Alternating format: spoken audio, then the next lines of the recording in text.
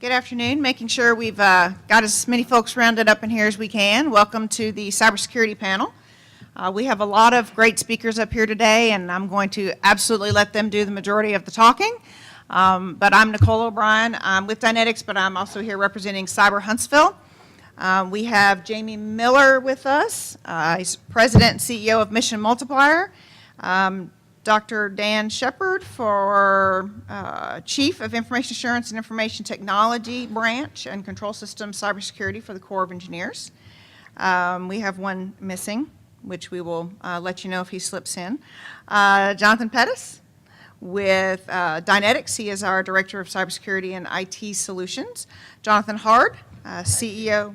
What? I'm filling in for Jonathan Hard, Stan Lazowski. Sorry.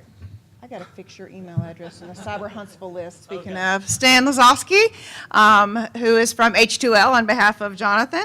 And then Mr. Mike Worley, Technical Director, Joint Air Force and Coalition Sector for General Dynamics Information Technology. So we have a good group here. We're going to pass the microphone around as we go.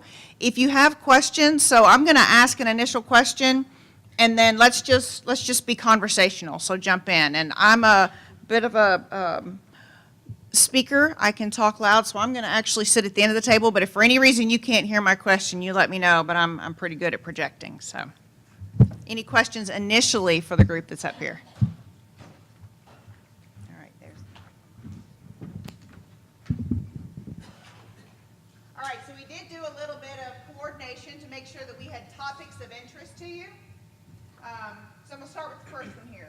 Cyber threats targeting ICSSCADA have been on the rise, and critical infrastructure is recognizing the need for better security, as witnessed with a steady increase in demand for ICS CERT, the Cyber Emergency Response Team. Why is this such a large challenge at this time? Go. Said there's a mic, so not everyone has to be loud like me. Go ahead. I'll start on that, and then hopefully my colleagues will follow up. So the major challenge that we've noticed with the onset of ICSSCADA is that most of the implementations on the OT side have proprietary software. They have proprietary products associated with it, so it becomes very hard to harden those operating systems. For example, trying to go in there and apply a certain patch to an operating system that you have no idea how it was built because you haven't been able to look at the bits and bytes of the OS. It's not as simple as going out to Red Hat Linux and knowing and talking with those vendors and understanding that software. We haven't had the opportunity to actually break those apart and actually explore those. So that's one of the most difficult challenges that we've seen. I guess it's, like you said, vendor is the biggest challenge, but I think it's also getting the actual owners of those vendors to share information. So information sharing is one of the challenges as well.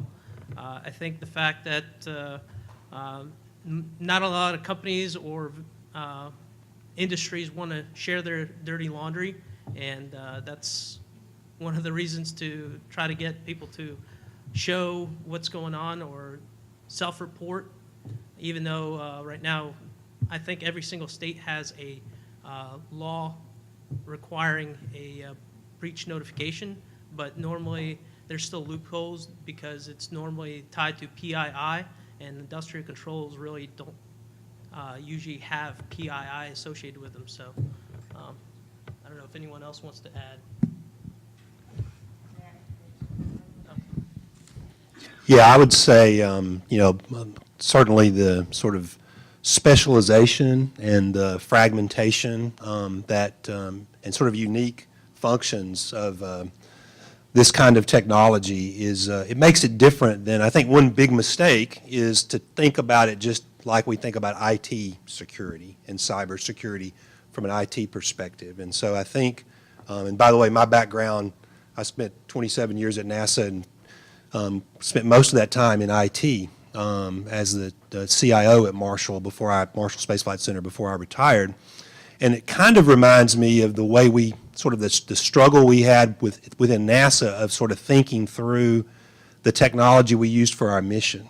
You know, the specialized technologies we would use for our ground control systems, our onboard systems, onboard our spacecraft.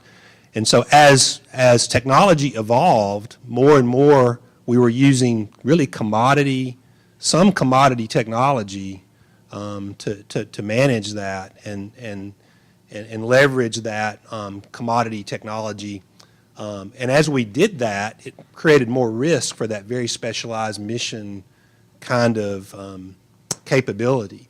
And so this convergence that occurred, and we talk a lot about, you know, the convergence that's occurring here in this field. And in the earlier session, a gentleman asked about smart metering, and I forgot the example, but you were considering the deployment of smart metering across, you know, the enterprise, and sort of thinking through the risk associated with that. And we had a bit of a discussion about that. And I think, you know, as we sort of leverage the automation and technology that allows us to connect more things to get value from that, along with that, it seems like we typically spend a lot of time just sort of working the change management required to leverage that technology to get the good out of it, and then we start to realize the risk associated with it. And I think that's what we see occurring, it has been occurring in this field, is sort of with the good, all the good that comes with the technology and the increased connectivity, so to speak, comes, you know, risk. And so I think that's why you see such an uptick is that we are more and more relying on this connectivity, and also the technology that we're relying on is becoming a little more common, so adversaries can have sort of a better understanding of how to attack it. So one thing to add, Jamie Miller with CEO of Mission Multiplier. So we're doing quite a bit of OT, ICS, cyber work for a lot of organizations, both commercially and the government, particularly the Tennessee Valley Authority. So the fundamental challenge that I think we've run in against is that, again, the specialization of these mission systems, like Jonathan is saying, is so fundamental and so important. Again, it's a critical infrastructure, right? So if you're going to be monitoring and testing those systems, that's not something you can just go take down, or hey, we're going to test, you know, how do you replicate that environment and test it to make sure that it's going to work before you know, something happens. So it's so mission critical, you can't take it down. It's very hard to replicate because we said earlier, some of the proprietary software that exists and the technologies that are in use. So what we're looking to try to do and drive the narrative is, how do we get some standardization in some of those technology sets for ICS and OT, so we can actually get some more integration or better integration, so we can actually test it and we can actually replicate those environments where we can see what will happen and what won't happen for potential, you know, threats, adversaries, exploits, or malware. So it's a really interesting problem set here. It's really hard to, you know, break down the software, and then how do you replicate that to know, hey, what are the adversaries going to be able to do and not do? Because you don't want to test something that's so critical or you're going to break it yourself. So that's really the fundamental challenge. So we got to move the narrative. We got to find a way to normalize on the technologies, so we get some standardization and standard practices, and then we need to find a way where we can replicate those environments and test the heck out of them so we know our critical infrastructure is secure. I agree with, you know, pretty much everything that everyone said. I think one interesting aspect in relation to the question is the steady increase. Why do we see threat actors, whether it be foreign, state, or local adversaries, internal adversaries, see an increase in attack to ICS platforms or control system platforms? And I think the reason why is because the multitude that are in the field, security was an afterthought from the inception. So it was never even a consideration when these systems were deployed within facilities or within our critical infrastructure. Also, the aspect of the control systems and the components, those PLCs, RTUs, DDC systems, they were never designed with security features inherently designed into them. They're designed to do a specific task and function. So, you know, the root cause is they're easy, low-hanging fruit. They're written in either in proprietary code or there's ladder logic built into the controllers that are not very hard to exploit if you know what you're doing. So step one, if we had them and they're able to be attacked, then they're probably not designed and architected correctly to begin with. They've been put on the network. They've been put on the internet. So you can look at Shodan and you can get reports and you can see all these things that are publicly facing and publicly accessible. So that's a challenge, and I think now that people social engineer, people gather intelligence through you name it medium, they know these folks that are out and doing malicious things, they're not dumb, for one thing. So they assess, they know what's going on, they know what the market sector is, they know how old these systems are, and so it just becomes low-hanging fruit to attack. So I think that's why we've seen the uptick, per se, in attacks against control systems in general, ICS, grid exploits, you name it. We've seen it because it's pretty easy to attack. Now, we're getting more sophisticated in our design requirements. Industry is catching up. They're coming along. So I think that trend, even though we're getting more connected, we're starting to think about cyber and the design aspects of the things that we're putting into the facilities, into the field, into our infrastructure to make them more resilient. It's not, I think, a gold standard or silver bullet solution, but we're thinking more in those terms of design versus afterthought bolting it on. I guess I just want to add one more aspect of this. The other possibility for this uptick is right now we're using automation to lower the cost, operating cost. And the more we downsize the workforce and we replace it with a technology, that attack vector or the use of technology becomes more widespread. And the more widespread the technology is being used, there's obviously going to be a growth in the exploits that are made for those technologies. So just that's probably another reason why there's an uptick. Any questions so far? This All right. is supposed to be a discussion. So. Yeah, it's all good. I got kind of a follow-on related based on some of the comments that were made up here. And this is one that's kind of near and dear. If anyone spent any time in IT, let's say, and people deployed voice over IP systems, whose responsibility was that? Is that the phone guy or the IT guy? All right. So in a similar way, organizations are struggling with the roles between IT and OT, especially when it comes to security. So how can they, and how important, obviously important is going to be of the highest importance, but ideas on how to collaborate between these two functions and what can be done better to perhaps integrate IT and OT from a security perspective? So that's a great that's a great question, and it's a unique challenge. So I don't think it stops between IT and OT. I mean, that's the technology aspect of it. But having the IT and the OT guy, gal, whoever it may be, embedded within the functional disciplines that develop and engineer these solutions is paramount. So I can't take the IT and the cyber guy and the OT and just put them in a vacuum and say, design security into this control system. A, they probably don't know how it works. And B, they don't have a functional discipline in understanding how mechanical and electrical systems work. So that is paramount, is having engineers with functional discipline expertise in controls, manufacturing, automation, mechanical, electrical, working collaboratively with the cyber OT IT guy. So, from a design aspect, if I impose something from a cyber perspective that could impede functionality because of the sake of security, I don't have a functional control system.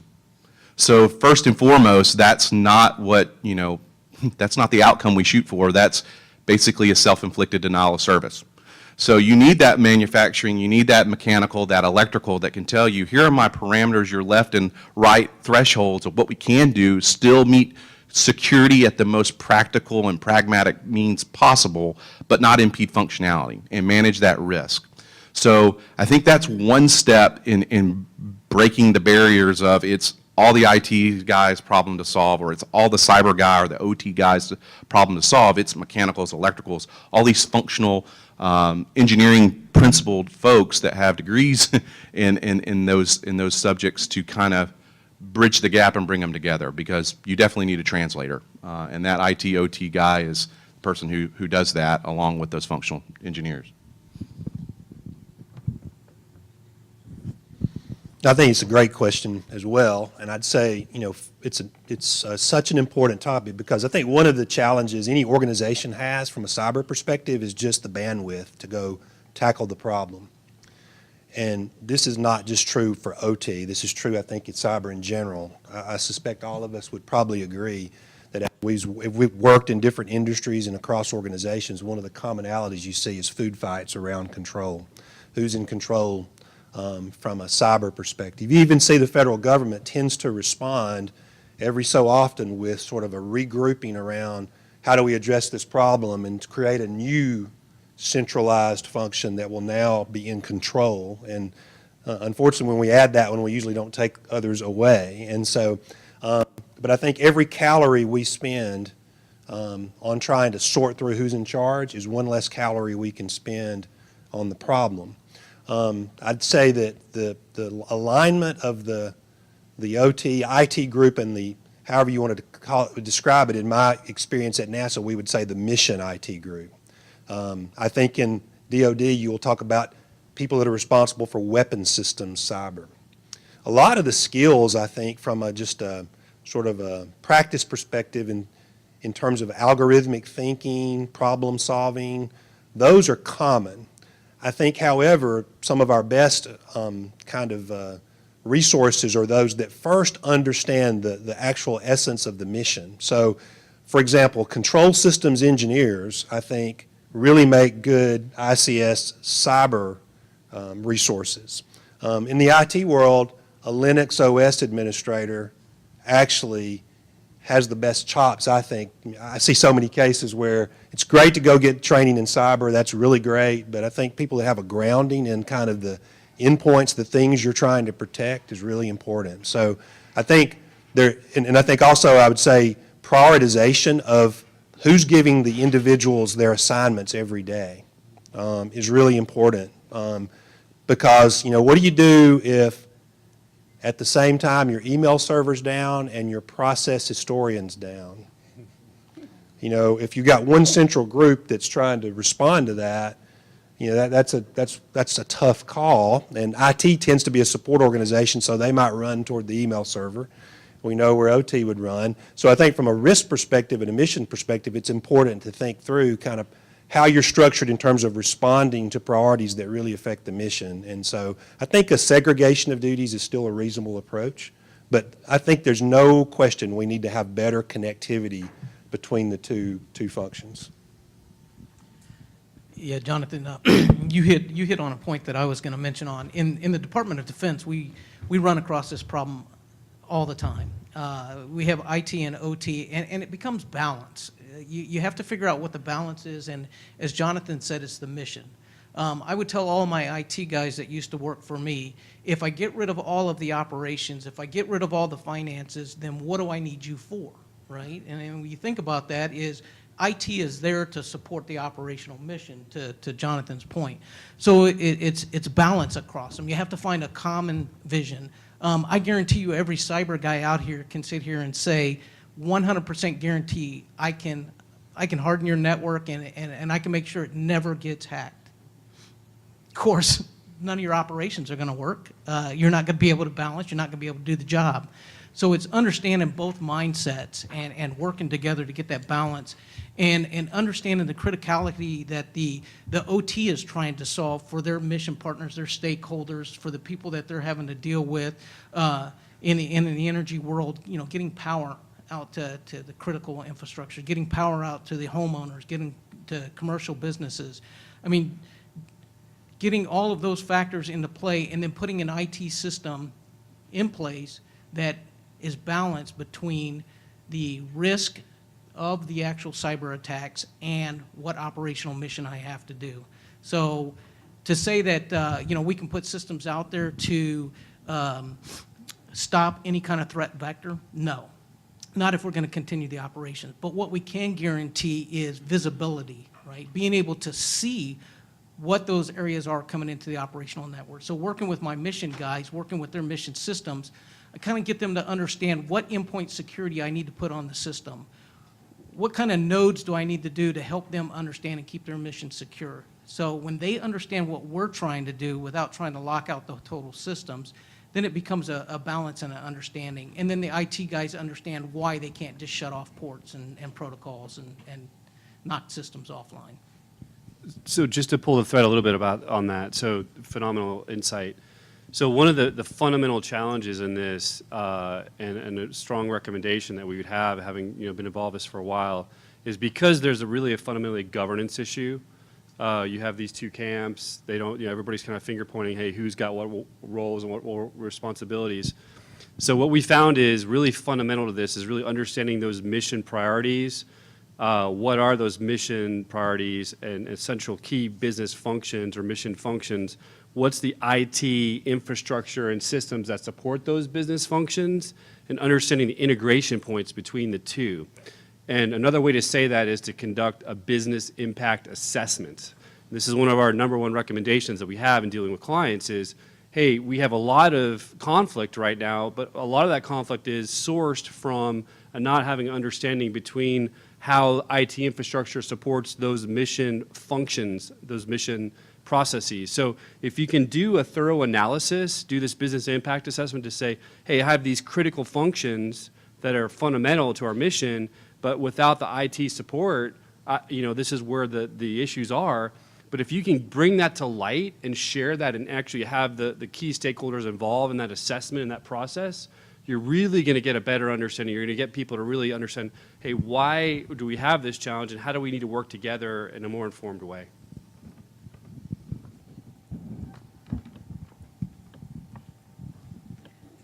Okay, so I'm going to jump off something I think Jonathan said down there, and he was talking about where do the talents of the employees, what's best to build upon.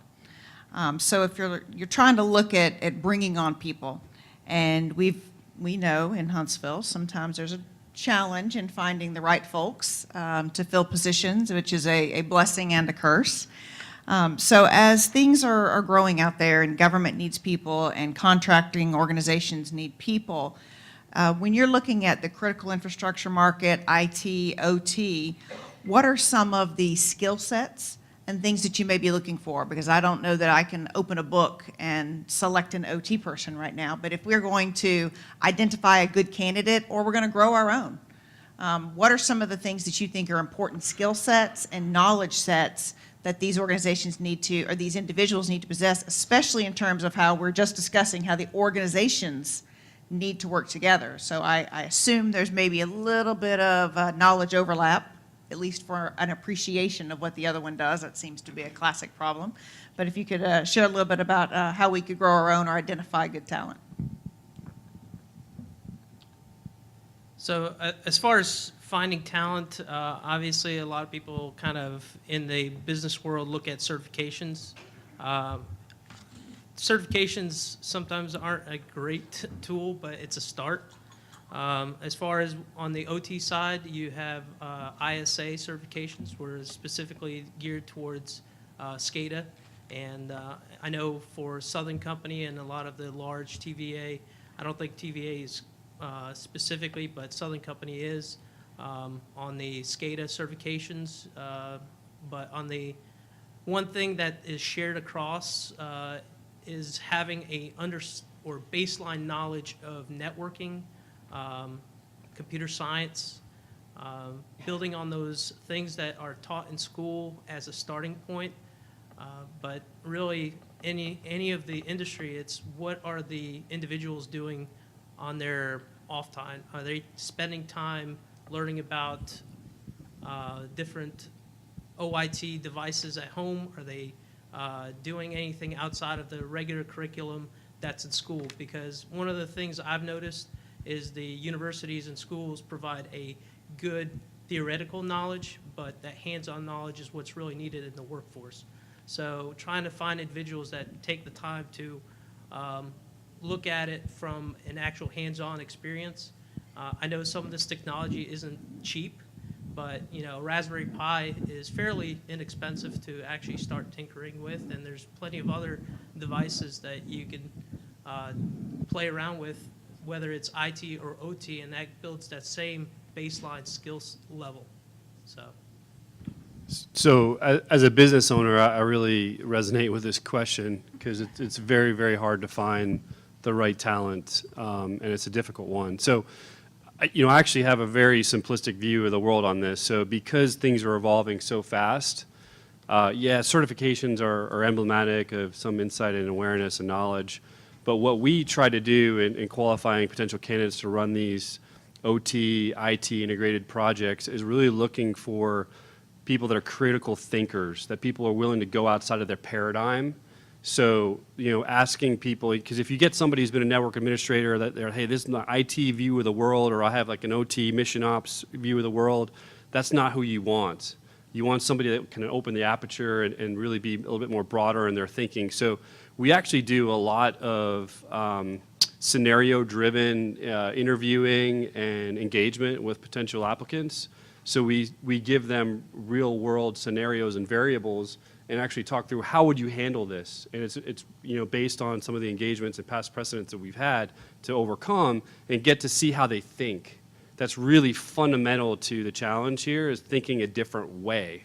So again, it really comes down to helping to qualify those people to get somebody different or to think differently. But that said, it's still hard to find, and it's an uphill battle.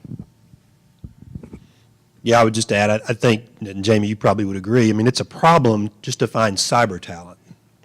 And earlier when we were talking about what's the sort of challenges relative to industrial controls and ICS, sort of it's magnified because of the, the specialization that often goes with that. And so I agree, there's a sort of a general set of critical thinking skills that I think are really important to make for the kind of resource that you need and you want to develop. I think we have to be intentional about, organizations need to be intentional about developing the talent.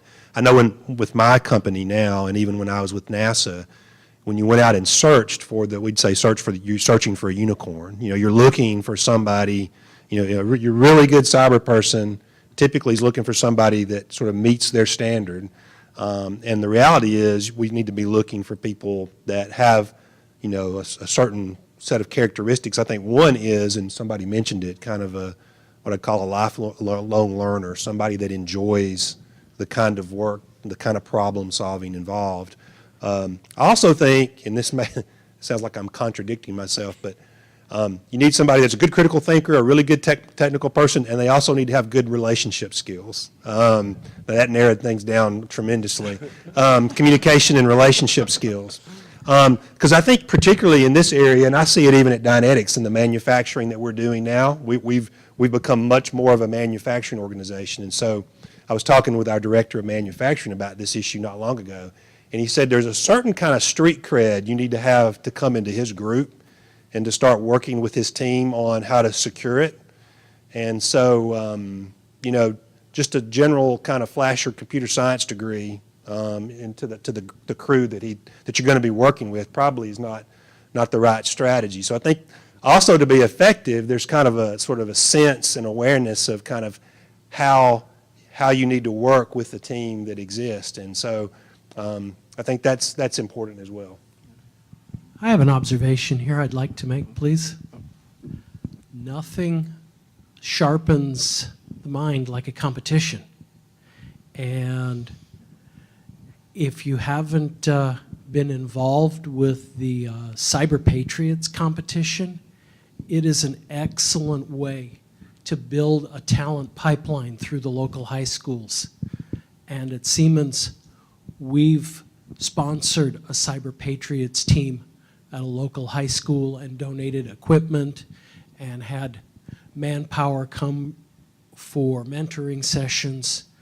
And if you haven't considered that, that is an excellent way to not only connect with the local the local high schools, but to build that talent pipeline and get people involved in the industry. I totally agree. Within GDIT, we actually do it at the high school and the collegiate level in both of those aspects. But you're absolutely right. It's a good way to get the younger minds geared towards what we're looking at.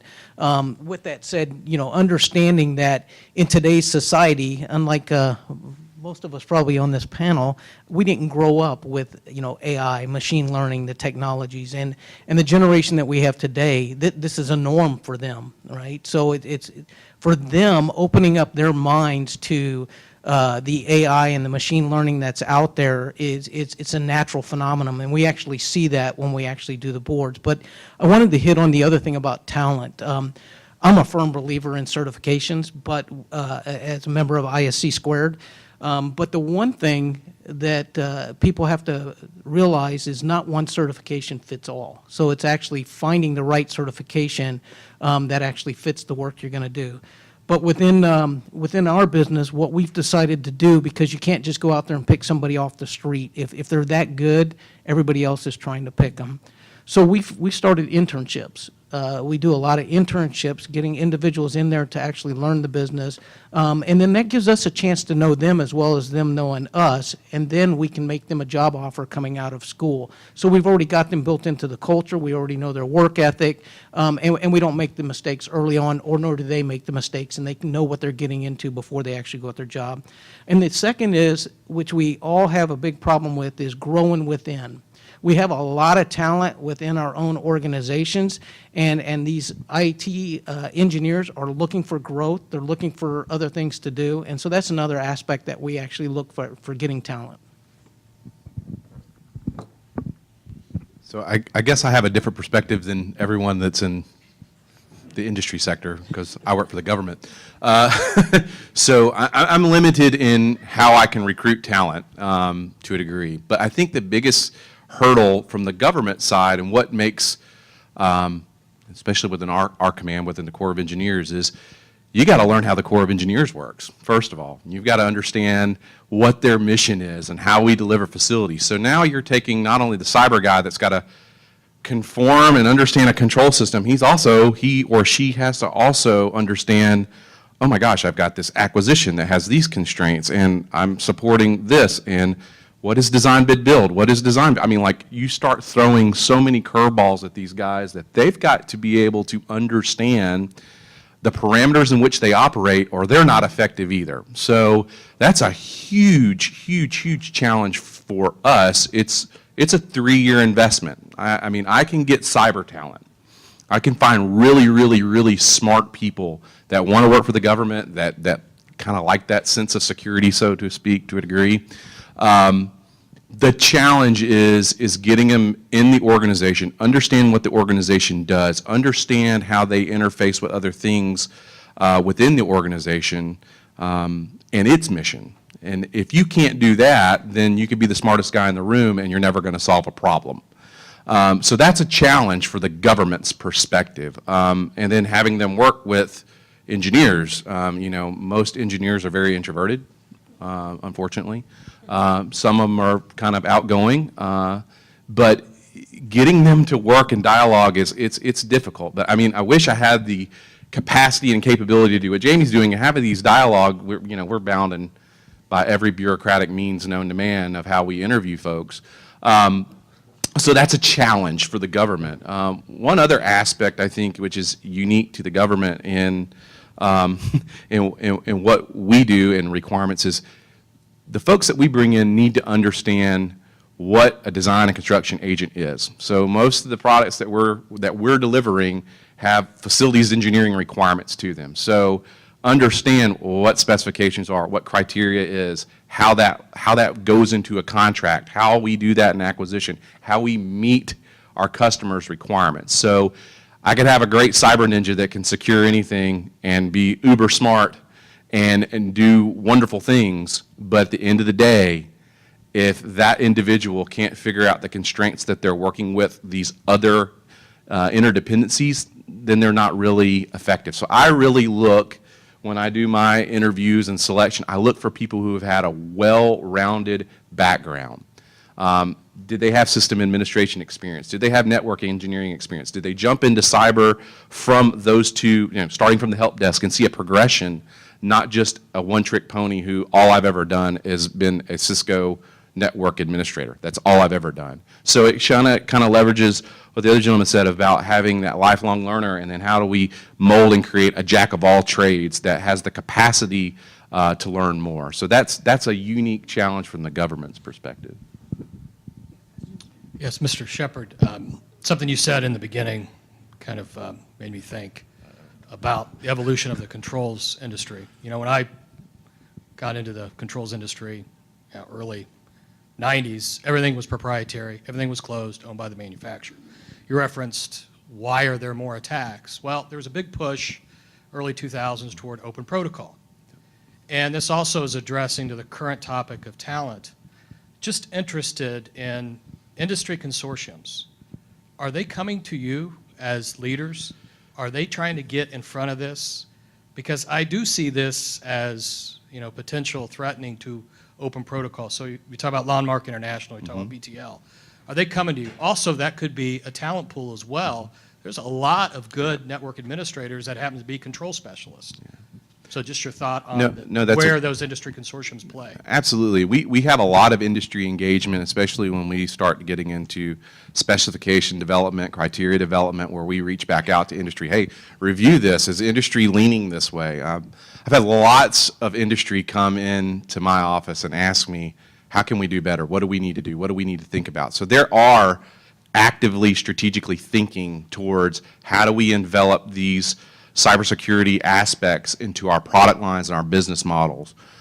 The challenge, I think, is cyber, it's not an earner, it's a burner. and that's a challenge. I mean, because companies really have to make a concerted effort from their business operating perspective of, we're going to invest in this. And I don't think the problem's going away, and you can't just shove it over in the corner and forget about it. So, the big companies are really making concerted efforts. It's not just the government they're having to please. Now, in commercial industry, hospitals, I mean, just the people in town, they want to make sure they're not, taken over by a cyber breach of something within their their portfolio. So this is just as critically as important it is on the government side. So I see a lot of proactiveness coming from industry to look at these requirements, look at things that the government's putting out, and trying to envelop them into their day-to-day business processes. They put it on the forefront because of the heightened sense of, I don't want to be the next person on a 60 Minutes episode where we flooded downstream of a dam and we released water because our controller wasn't secure. So yes.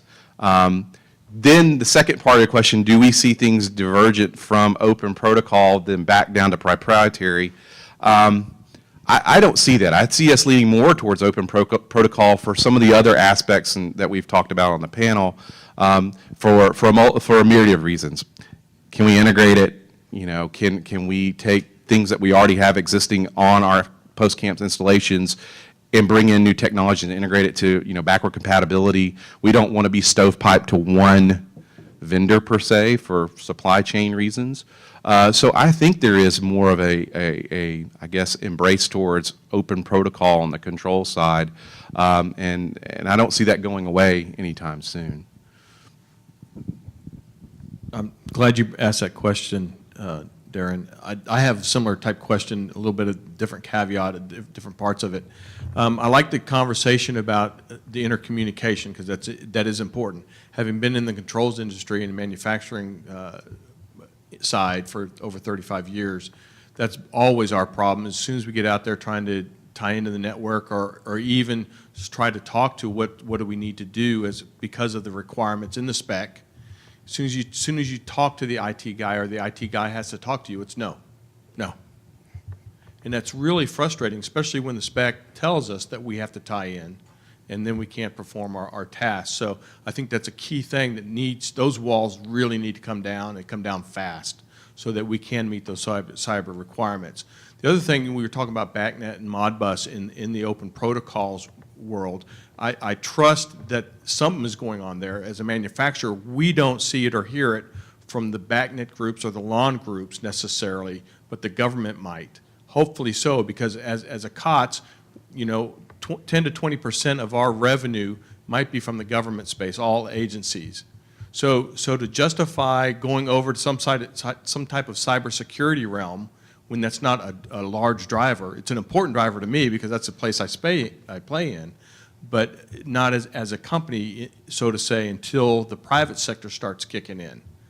Subsequent to that, let me also add, what are we doing to get all the agencies together on the same cyber protocols?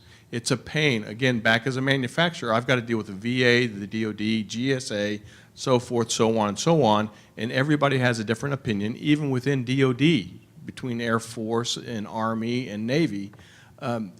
As a manufacturer, that's very frustrating to have to deal with that, and hopefully you can address those items too. Thank you. So I'll try to address them best I can. That's a loaded response, I guess I gave you. So yes, there's a lot of things. It's a very volatile sphere, so to speak. There's a lot of discussion. There's a lot of talk. There's been a lot of talk. Unfortunately, about the government, we're very bureaucratic in nature because that's what the government is. But we're very compliance focused, right? And I think that's a challenge for the controls industry market space, is because, like you said, and I've said to my colleagues, when we look at the DoD, we're like this much of the pie. The Siemens, the Johnsons, the big companies, the Schneiders alike, they're not getting, they're not making paying the light bill off the DoD. Now, by no means is it chicken scratch, but it's not the big, huge market share of their pie. So conforming to a DoD requirement that's far more robust than what it be for, industry in general out in the corporate world is a delicate balance. Now, I say what we've done in specification development and criteria development isn't anything that's earth-shattering. I mean, it's best practice cyber hygiene. So anyone that looks at that, like password enforcement on controllers, well, to what degree?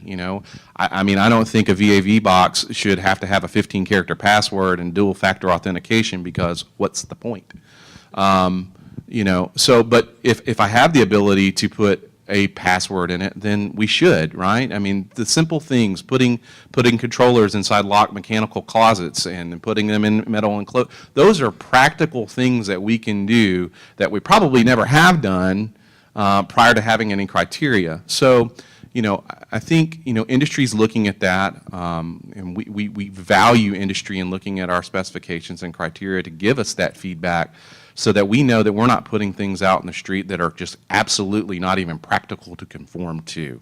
Because that does us no good either, because then we're never going to get the in-state product. So that is a challenge. There is a lot of issues with standardization and conformity across the whole entire federal sector.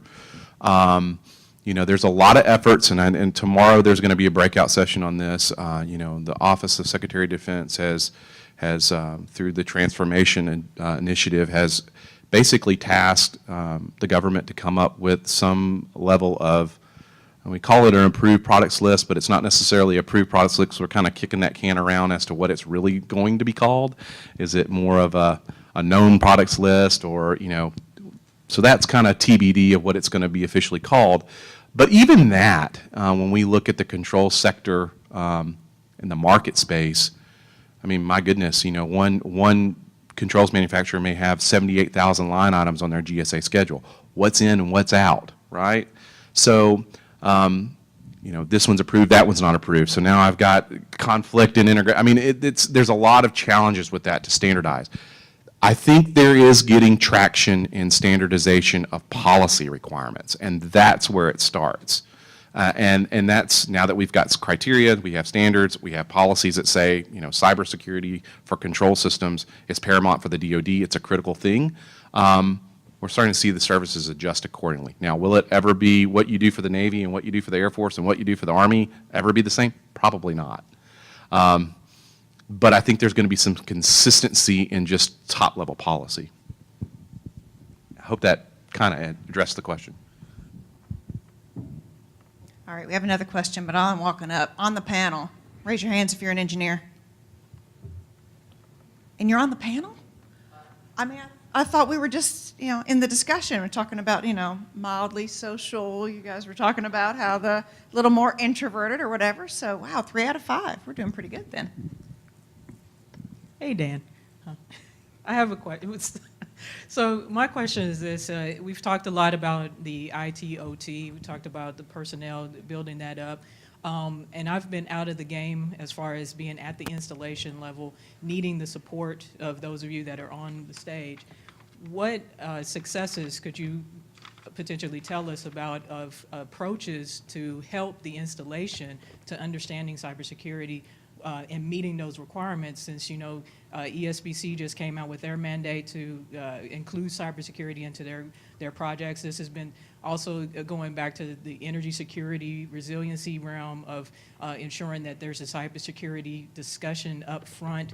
And I presented earlier today about the distributed energy storage and having that RMF requirement and discussion up front. But you have local NECs, the challenges of this is my territory, this is what I do, I don't care what you do at another installation. And then you also have leadership, garrison commanders not fully understanding, and the person that it all falls on is the energy manager. So I just was wondering, with all the talks of the personnel that you're looking for, the different type of talent, being able to speak and communicate to those end users, what successes have you seen, and can you kind of share with everybody of like not a standardized approach, but maybe a baseline of sorts that they can use? Best practice. So from the government's perspective, yeah, there's been successes. I want to kind of look at Fort Hood was a good model. And I know there was a great energy manager there that left, and we won't name any names, Africa. But no, that was a great success. And I think the reason why it was successful for a lot of the things that everyone on the panel has said collectively is cyber was a focus. We knew it was a critical path requirement. And the installation doubled down and said, we're going to meet this requirement. And what do we need to do to get the right people as a part of that product delivery team synergized and getting requirements and passing each other's requirements along to come to a consensus, this is the path ahead. So I think the first step in that was acknowledging you have a problem is the first step to solving any problem. So they acknowledged they had an issue, right? So they brought in folks from their industry and through their base ops contract. They brought in someone who understood cyber and IT, and they sat with that energy manager. And they communicated. And they communicated their requirements back to our PDT within our building that was supporting them in the acquisition. And there was constant dialogue in scoping the requirements and then brokering those conversations with the other outside agencies of support elements that they had to depend on. So talking to the NEC, what are your requirements? I need to know them up front because we're getting ready to do a scope for X. And I need to know what those are because we want to make sure that you've got somebody vested into this, this project team. So it's not really, I don't want to say it's not rocket science. I mean, it's typical business protocol. We know who the stakeholders are. We identify those stakeholders. We bring them into the group. We get their requirements, and we start doing requirements generation and get a refined scope of work, and we execute against it. And there's always going to be pitfalls. There's always going to be hurdles. There's always going to be changes in course and direction. There'll always be an ECP that comes out there that, oh, we didn't think about that, and now we need to think about it. But knowing that up front and planning properly, I think, is paramount. The second thing, I think, from a success, to show that success, was that UMCS base-wide utility monitoring control system at Fort Hood of however many buildings and however many points, I can't rattle them off, 4,076, was the first system in the Department of the Army, a control system, to get authorized under the risk management framework. And I think that was a collective effort that was put forth by the Corps and the installation, and it was a great partnership, and it worked out immensely. But it didn't stop there. They thought forward, like, how am I, once I have this thing and I get it authorized for the compliance golden ticket of ATO, I got to keep that golden ticket from tarnishing. So I've got to have a maintenance and support vehicle that's continually doing the things that need to do, that we've talked about, and the gentleman from the, like, keep it patched, keep it updated. Think about the life cycle, the system development life cycle of that system. What am I going to do for the next iteration? How am I thinking forward 20 years? Do I have third-party finance contracts that I'm going to bring into this? So all of those things they're proactively thinking and navigating through.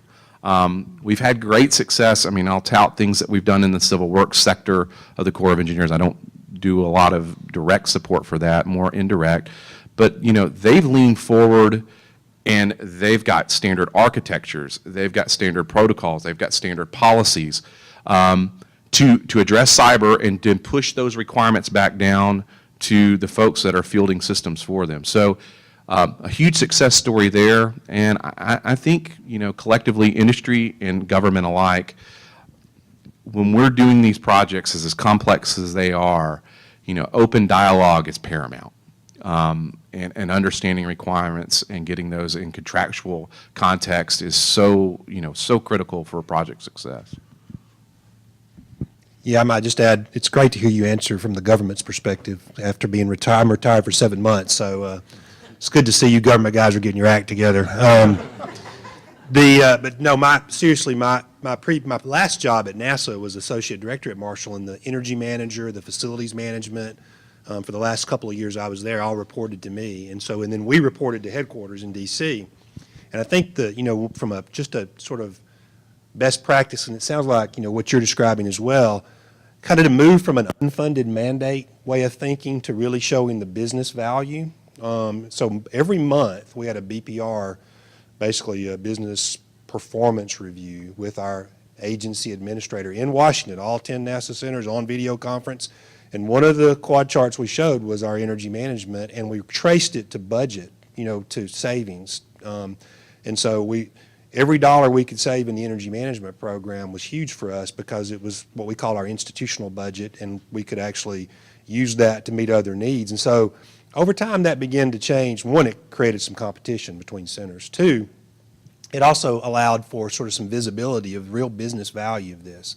Second, from a cyber perspective, I'd say that came first, and then secondly, you know, to move from a compliance way of thinking about cyber, and we all say this, it's hard to do, to move from a compliance way of thinking to sort of, when you talk about RMF, for example, to have people that can work with the energy manager and to work with the stakeholders so that they're not talking from a compliance perspective to get this document done so we get our ATO, but to actually sort of be able to work that process from a true intent perspective. So how does this make us more secure? And it's really hard because that all feels like an unfunded mandate as well. But I do think there are really, you talked about one, and my experience at NASA, and I think our experience now at Dynetics helping our customers where it works well is when you have people that can sort of help customers with that process to see the value and show the value in it is really, really important.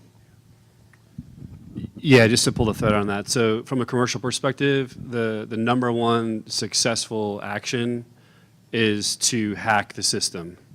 So if somebody says, hey, we got a problem, we don't know what to do, how do we incorporate cyber, how do we change the process, I don't want to talk to so-and-so, I don't want to get along, I don't want to change the governance structure, you hack the system and show that you can shut the mission down, people respond. People are going to make action happen. So from a success perspective, if you want success, you need to show the impact. So if you can, you know, talk to your, colleagues, if you're a commercial organization or a government agency or entity, and, convince them, hey, let's pay a little money to see kind of what the issues are. Let's see how far the adversary can get. And I guarantee you it's going to be a bad day, right? And they're going to say, well, hey, it's lucky that we had somebody come in here and show us what that bad day looked like. Let's get our act together and fix it. So now you have the business case. Now you have the momentum to actually make the change.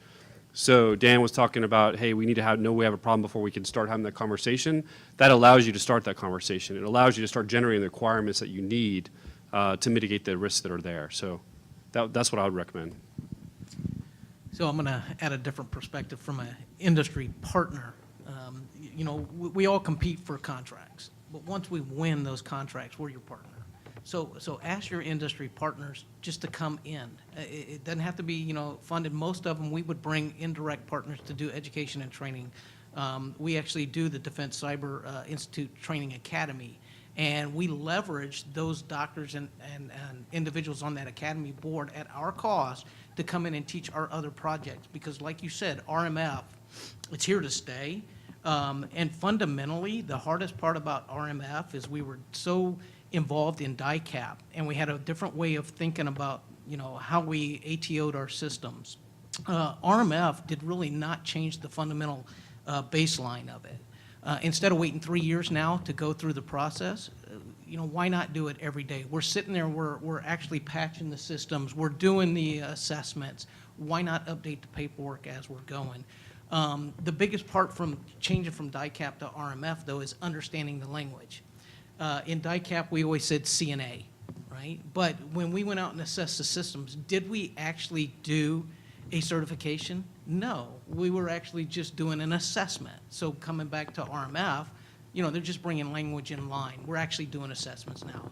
And we went to the DAA. Did he really accredit the system? No, he authorized you to use it. So it's just coming into the standard language of things. Now, I think coming back to the DoD and across agencies, one of the biggest things that I like about RMF, and this goes back to educating and understanding, is the reciprocity, right? Now, if you look at RMF and you dig into it, instead of you going, I'm not going to accept it, okay, you have to prove why you're not going to accept it on the government side now. So if the Army has accredited it, and they've already went through the whole process, Air Force, why are you not accepting it? What are you going to do different? Prove to us why you're going to make, and this is DoD CIO mandate, why now are you going to make me spend more money to do the same thing that the Army's already done? Makes no sense. And I think that's the biggest asset that RMF brings to the table is you have that power now to say, wait a minute, I use this over in the Marine Corps. Why can't I use this over here in the Air Force? Well, because we're not the Marines. But they do the same thing. The accreditation's the same.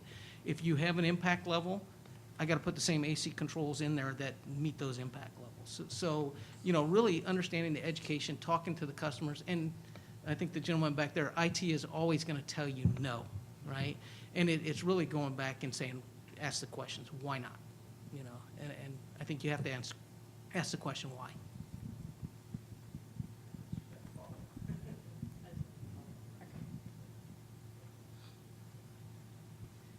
So real quick, if I was to go back and ask that beautiful energy manager from Fort Hood that left, I think she would say, what I'm hearing you say is basically what she utilized was getting information that supported her to go to her leadership with, right? Getting them persuaded. At the time, we used the fear factor of what the incident that happened with Target, HVAC, 3 Corps, relating it to the headquarters. What if that happened to you? Using the energy management, the mock billing and stuff. This is what you're going to lose if you allow the system to go south. And then educating not just the ones that were actually trying to implement it at the installation, giving them that power, or giving them enough information to have some type of power to go back to, but also I used to say the individual that we had spoke neck. You have some that speak Clayon, she spoke neck. She knew how to translate what we needed from an HVAC perspective, a facility engineering perspective, to the NEC's requirements and where the demarcations were. So thank you so much for answering that.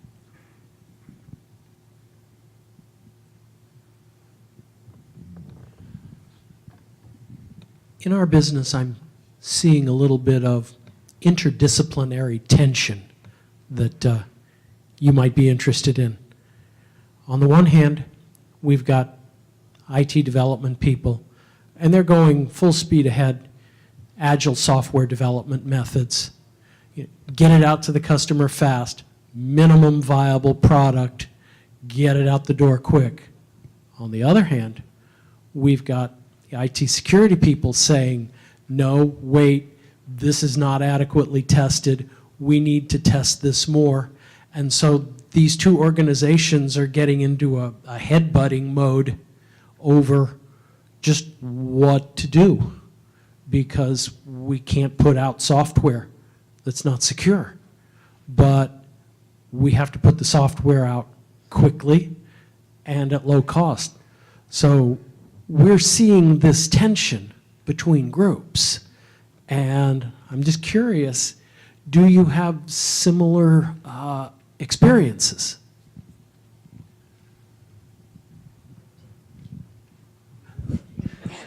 No, I've not seen that anywhere.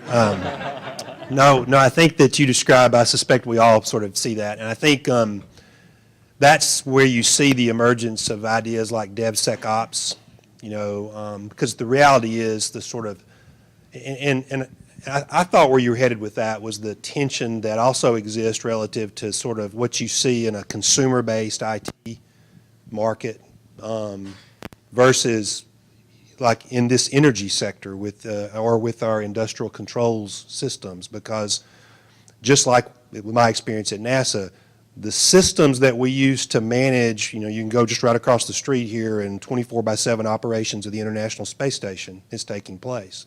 And those IT systems, we don't change those every day. And some of the, conservatism relative to the methods used to manage that are in place. However, with that said, if you were to look at how that works today compared to how it worked 10 years ago, we actually are using agile software development. We're using DevOps concepts. But I would say it's not the continuous delivery model that Google and Amazon are using daily. So that tension exists. I think it's unavoidable that pressure is going to continue relative to speed and agility. And I think the trick is to find ways to adapt as much as possible, but also respect that different missions, different purposes sort of require sort of different levels of, conservatism relative to how you operate. But it is kind of the issue for our age relative to the speed versus safety and security. I kind of want to bring up, you talk about the agile and quick to market, but look at what happened with FaceTime. There's a cost associated with getting something to market the first, quickest, and without having the security aspect into it. So, I think it's up to leaders and managers to kind of weigh the options of when do I put something out there that could be detrimental, and that's where leaders have to make decisions, and that balancing act between being the first to market or getting a software out there on a timeline and limiting the amount of risk. Risk management is the key with software.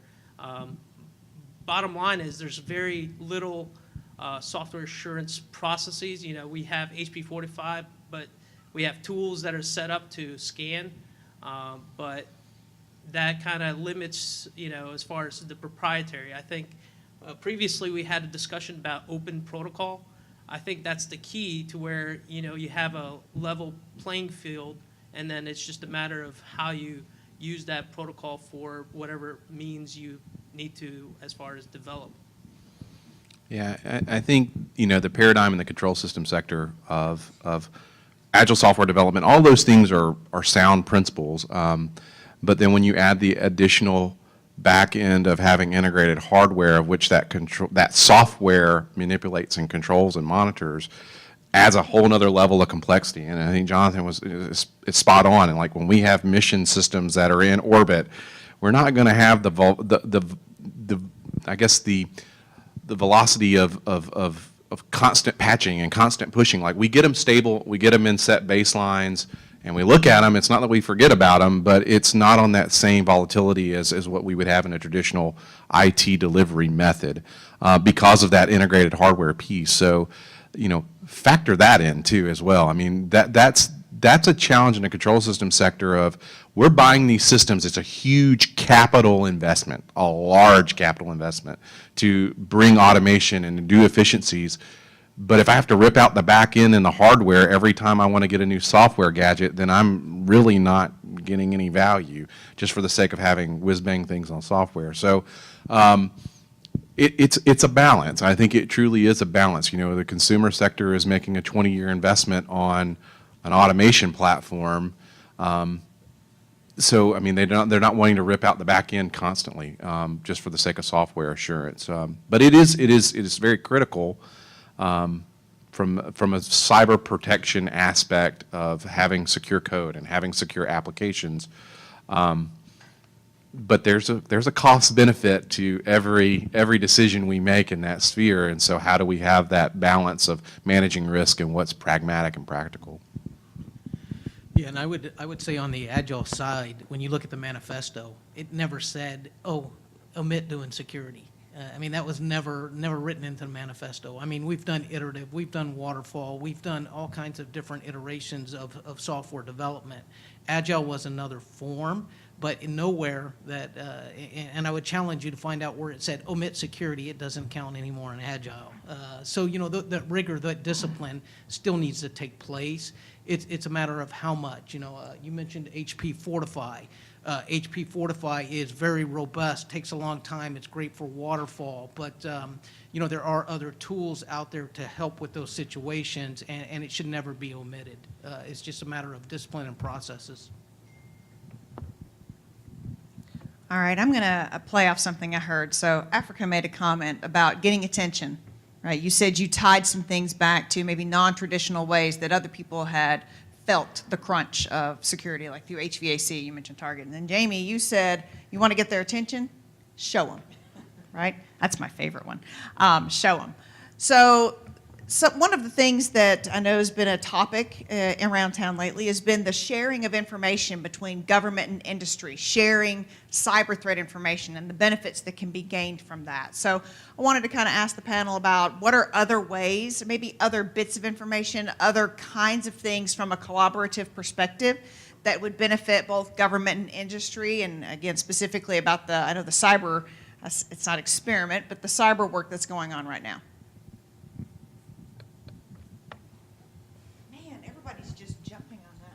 So the government sharing of intelligence back to industry, I think, we operate in real strict parameters of what we can and we can't leak. Oh, you picked up on that. That's really good. Okay, good. Just want to make sure people are paying attention. Yeah, I think there is a lot of open forum. I think, when you look at, with ICS CERT and people in the industry reporting what they know to be vulnerabilities and related, if they find them, they're reporting them. We're getting more traction in the control system sphere for that. I think the unique challenge of executing what Jamie brought up is it's a great point, and nothing gets attention other than shock and awe in this sector when you can show that.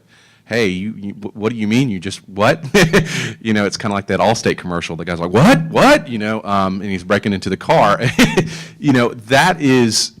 That's really good. I mean, it gets the attention. I think the thing that I guess I'm more of a conservative in nature of looking at it from, sir, the sky's not falling. However, comma, it could fall. You've got this brand new $90 million facility. And we factored in all of these efficiencies in relation to LEED, and it's LEED Platinum, and we've got all this wonderful, great things, but we can't connect to the network, and you're not going to get to see any of those drive benefits. So, sorry. That's not an acceptable answer. So if you can tie it back to a financial windfall, I can't gain the efficiencies, that's critical, because we make decisions based off bottom line. 99% of the decisions I've seen have been based off of bottom line or resource, whether it be human or financial capital. that's where we make a lot of our decisions that factor into our equations in relation to cyber. I've been asked that question so many times in terms of what's good enough cyber. And I think there's simple mathematical formulas that can help you derive what's good enough cyber.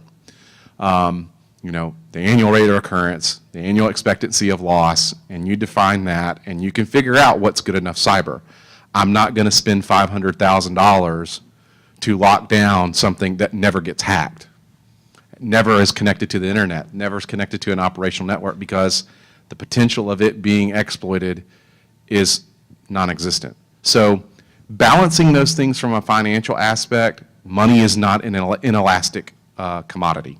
And we have to be practical from the government side. We have to be practical and pragmatic with the dollars that we're given from the taxpayer. And we have to be good stewards of that money. So I know there's a lot of tendencies to, we're going to do cyber to the greatest extent possible, and we're going to cyber because we want to cyber.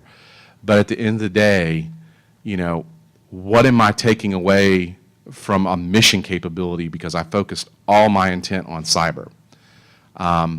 So there's a balance there, and that's a hard thing to explain to commanders to understand, because I tell you, every military commander I sit in with and discuss, from the 3-star down, they just go, this is black magic. I don't even know what I bought. It's not a box, it's not a widget, I just bought.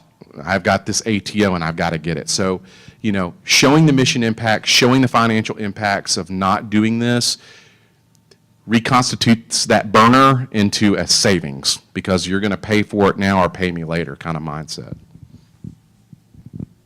Yeah, I would just add, I think obviously the sharing of threat information, and that gets complicated, but there are, you know, you can see efforts continuing for various sectors that the government's sponsoring for that. I think that's clearly, you know, helpful, and there are examples going on in the defense, you know, world here in town that are, you know, really great models, I think, for doing that. I would also, though, say, and I was thinking about it as we were chatting here, and some of the questions I think you guys had about kind of the government's specification of requirements and how industry responds to that. There's some, you know, I think what's happened in technology, it's so pervasive, is that, you know, it used to be that our government was the early adopter, you know, of technology, because it was so expensive and there was so much investment in R&D. And now with digital, technology is so pervasive, I mean, the business is not separated from digital. And I think even the energy sector is an example of that. So much of the innovation that's happening and the R&D that's happening is happening in the private sector, and it's first pointed toward consumers in the private sector, enterprises in the private sector. And in some ways, the market forces and the availability of those solutions are driving government to have to make changes so they can adapt and adopt those capabilities. And, you know, it's, yeah, it's sort of things are sort of inside out now from where they were. I think it's probably a good thing, you know, from a government perspective. Just finding budget to invest in some of these technologies is very difficult. So the more the market creates that capability so that industry can use them, it drives costs down and allows government to adopt those. And I think government has to fight through the FAR and other regulatory requirements that make it so difficult to adopt these commercial technologies. So I think the government, you know, needs to benefit from all this innovation, and so that's a way to think about it, at least. Yeah, no, I agree. So a couple of key themes that, you know, from an industry perspective. So information sharing is out there, right? There's a lot of, you know, opportunities, and locally here we have that new NDCA. FBI is actually creating a new information sharing program. I encourage everyone to get knowledgeable about that and to help integrate those threat feeds that they're going to be sharing with the community and how you can benefit from them. I think what you're starting to see, though, and this is really where things are going, and I think ICS this is going to happen, and it's happening now, but it's really tying those threat feeds into your monitoring and assessment tools for ICS OT platforms. So this is where the hotbed of innovation right now, and our organization actually is right there. So where you're going to see is if we can get those monitoring tools for OT ICS tied to those threat feeds coming out, we can be more responsive. We don't have to have so much latency And that's, again, it's going to drive the ability to respond faster, to be more proactive, to be more secure, to manage your risk in a more meaningful way. So that's where the narrative is going. Industry is pushing that direction. They're spending a lot of money on R&D. They're spending a lot of money to get there. Where, the requirements are a little bit behind for the wide variety of reasons, but I think you're eventually going to see that's where things are going. So it's going to be an automated tie with these threat feeds to the tools to give you the view of the world that you need to have to protect your platforms in a more meaningful way. I was going to just add one thing to that dialogue is most organizations in the government, contrary to popular belief, they don't really know what they have. So the first thing that they've got to do is know what's in my portfolio, because if I don't know what I have, I don't know what the impacts are. So there's a big push in the DoD as of like a year and a half ago to actually go out and have a functional inventory. You would be surprised how many people know, well, I know I got something out there and I know the guys work on it, but I don't know what it is, It's all institutional knowledge. None of it's written down. None of it's retained anywhere. So to be, agile in thought of how do you protect what you don't know you don't have, So that's paramount right now, I think, is knowing what you have and then feeding the intelligence to actually be smart about what you're trying to protect and knowing the risk. I guess I think we kind of covered a lot of the different aspects of threat, but there's a lot of agencies that deal with threat. As far as for industry, I think the DIP ISAC or a lot of the ISACs, there's a multitude of ISACs that actually exist specifically, and whether it's SCADA, elections, defense, industrial base, there's really a large amount of them. And a lot of them, if you reach out to them, actually provide services for free. So one of those things is just knowing the information and knowing the agencies that deal with threat and sharing the information. Yeah, I was going to add the same thing. Just because we don't hear about them doesn't mean that we're not sharing them. Company A has an exploit. They bring that up to the DIB. No one knows who Company A was, but we do find out what the exploit was. We find out what we can look for. We get signatures. We get things that we can actually research, and it's a community where it's non-attributable. So I agree with you on the DIB. So just because we don't hear about them doesn't mean that the collaboration and the exploits aren't happening between industry and defense.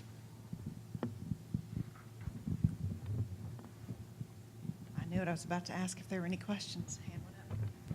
So one thing I would mention is I got the privilege, and I'll brag on Africa, for Fort Hood, and that was a few years ago. And then they did it again for RMF. They got another ATO follow-on. First one was DIACAP.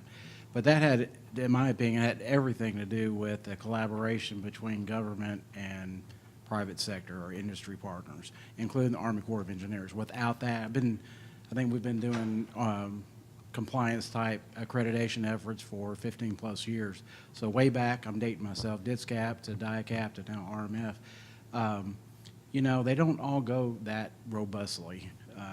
It can be a blood sport, unfortunately. A lot of us have bruises, and we tell war stories. How does that collaboration, I know a lot of folks, Nicole mentioned it, a lot of statements about being more collaborative.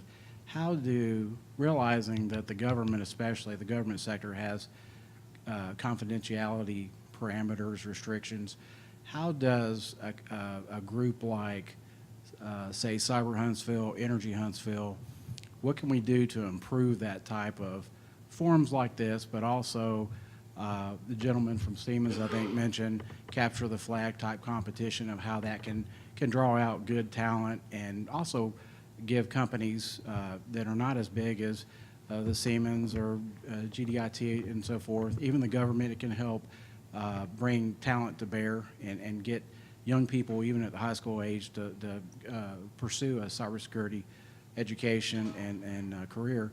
How can Energy Huntsville improve what we're doing? I know there's a lot of talk, and this is sort of to Cedric too, and some of the Energy Huntsville folks. I know we used to send people several years ago to Idaho National Labs and with ICSSCADA, and it had mission folks, and you had your hackers, and you had all the different forms. Is that some competition that would be more focused on energy-type products and ICSSCADA? Would that be helpful? I'm just trying to gauge the attitude, or I guess the interest in the room, or if the panel has any comments. So as a board member for Cyber Huntsville, we work closely with Energy Huntsville. What I would say to that is that it's really about getting involved, right? So if you're representing an organization, get involved with those organizations because they're a forcing function to be collaborative. And one of the things that we try to look for is, hey, we have members, sustaining members, membership at different levels, but what are you looking for? What's the community looking for? And then we rally around those pain points, right? So then we say, hey, if there's an issue that we need to solve, it's talent, or if it's getting the buy-in, or it's getting the collaboration, we try to create mechanisms to do that. So we can create a cyber range and try to address or prosecute an OT platform to see what's going to happen and how would it work. You know, how would the emergency response work with that? How would the threat sharing mechanisms that currently exist work with that? How do we get the appropriate talent to actually, implement that process work? So it's a matter of you getting involved and just expressing, hey, these are the pain points. Let's work together. And I think that's what makes our community very special here, is not just forums like this, but the organizations and the involvement that we have for in driving opportunities to solve and create solutions to solve the problems that are out there. So I would encourage everyone out there to find ways to get yourself or your organizations involved, and I think we can make a lot of meaningful progress. I guess to add to that is main thing is having a facility. I know a lot of specifically I mentor the Huntsville High School, which I'm proud to say won state for CyberPatriot, but one of the resources they're lacking is the actual infrastructure to have the ability to have a range. I recently just donated a server so the senior class could do a capture the flag event as their senior project. A lot of this stuff, it costs money, and getting industry to donate. And the thing is, it's donating relevant technology.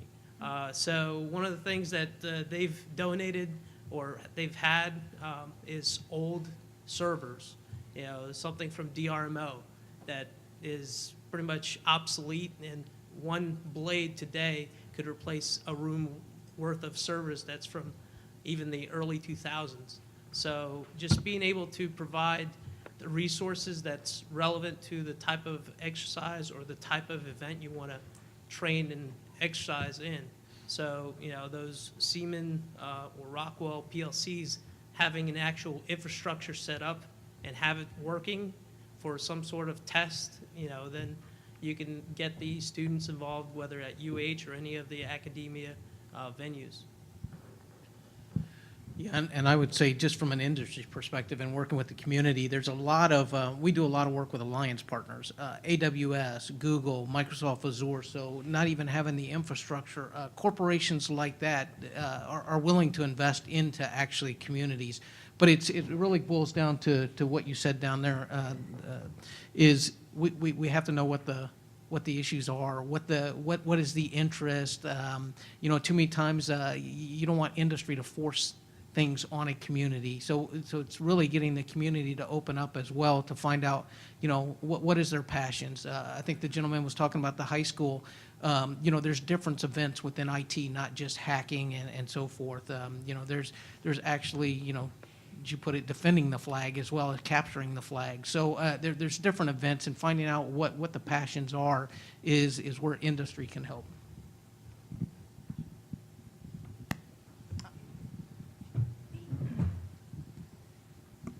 I get excited about stuff like that. And tomorrow, I know there's a individual, Ms. Horton, that's going to be on one of the panels in the afternoon, manufacturing. And one program that I know that she invests in with Toyota and that they talk about is basically it's through the high school where you can go and get your associate's degree while you're at the same time that you get your diploma. And then it segues into an actual job with Toyota, at youngest rank and then you work your way up.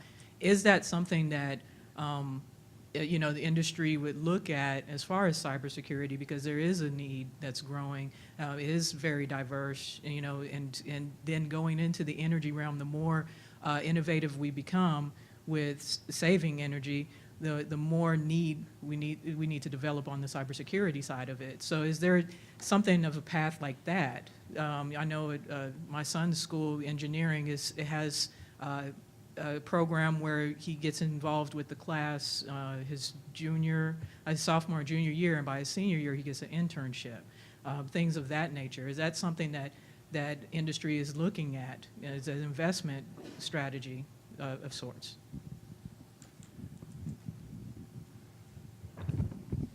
Yes, I mean, I think that just the whole internship model is really key. You know, in my short tenure, and we look at kind of talent development, that's a really important, way.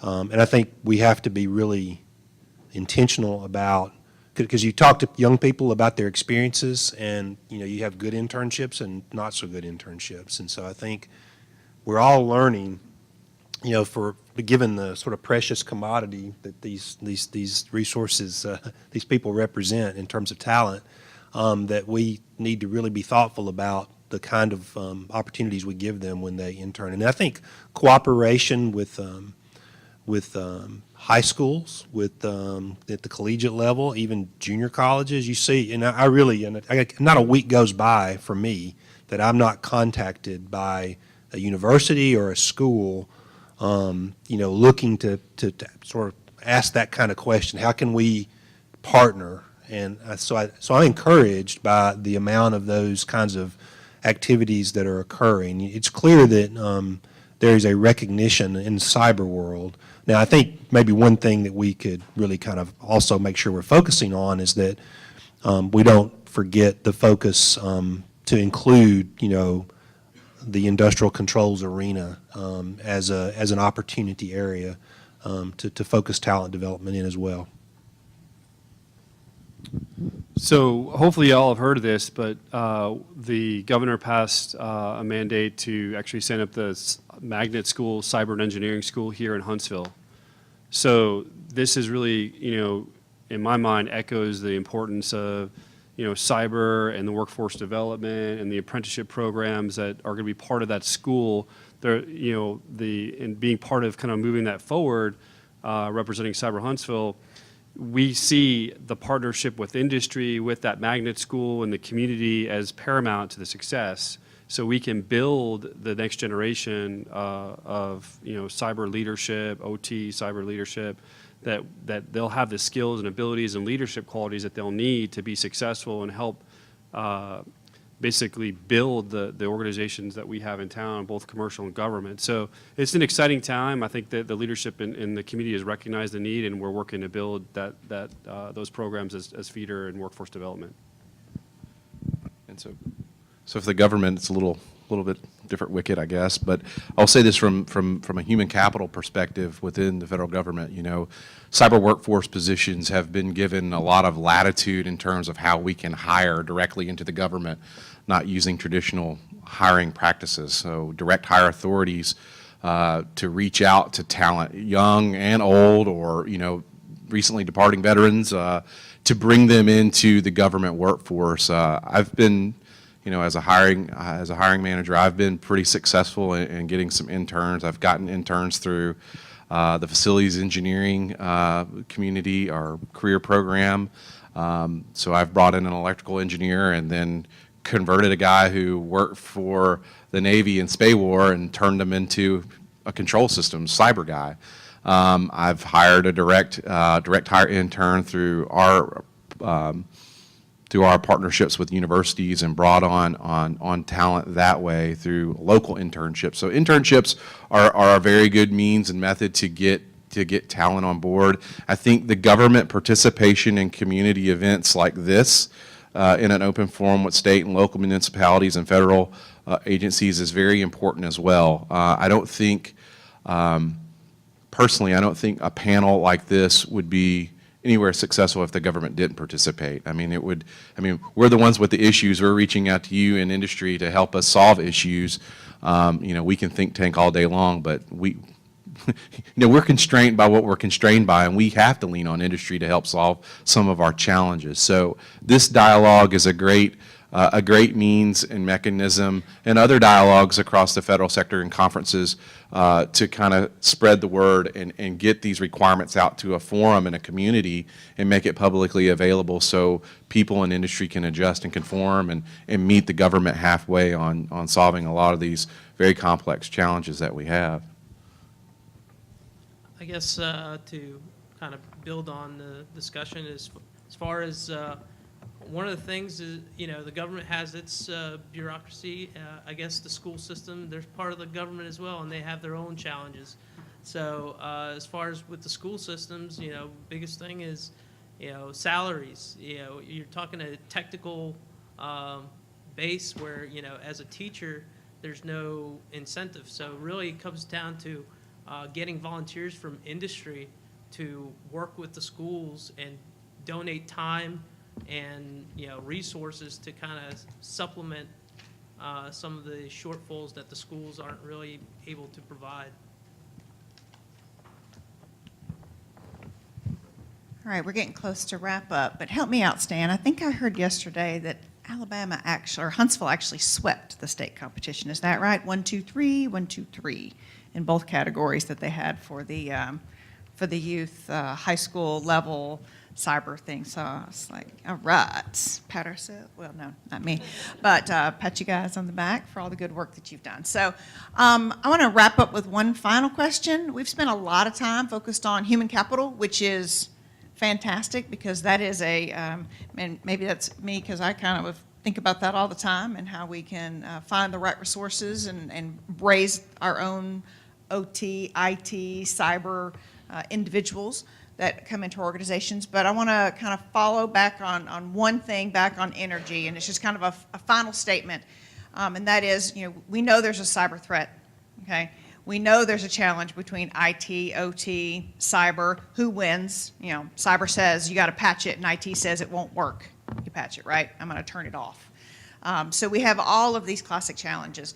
So from an energy perspective, whether it be building, provider, distributor, whatever it is, kind of if you had to kind of put one thing out there right now, and they said, what one thing do I need to do, Jamie Miller?